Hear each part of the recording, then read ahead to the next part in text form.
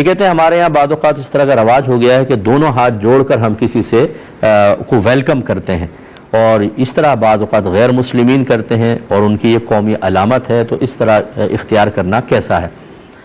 देखें, जहाँ पर इंतकाल ज़हन इस किस्म के मामलात में गैर मुस्लिम की तरफ हो, वहाँ पर इससे बचना लाजिम होगा कि वहाँ उनका कौमी शियार अगर इतना ऐसा है कि उन्हीं के साथ ख़ास है, मुसलमानों के अंदर आम नहीं हुआ, और वहाँ पर आप इस तरह करेंगे तो देखने वाला लाजिम आपके बारे में जो नहीं जानता वो गैर मुस्लिम होने की बदगुमानी करेगा, और ये शरअन जायज़ नहीं है। तो वहाँ तो इज्तिनाब करना होगा, ऐसा करना गलत है, और ये उसी में आएगा कि जो जिस कौम की मुशाबहत इख्तियार करे वो उन्हीं में से है।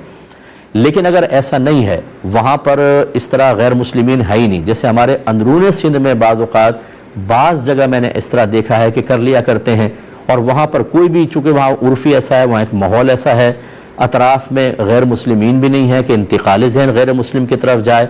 वहाँ इसकी गुंजाइश होगी। जैसे अगला सवाल ये करते हैं कि बाज़ लोग अदब में झुक कर किसी के पैर को छूते हैं,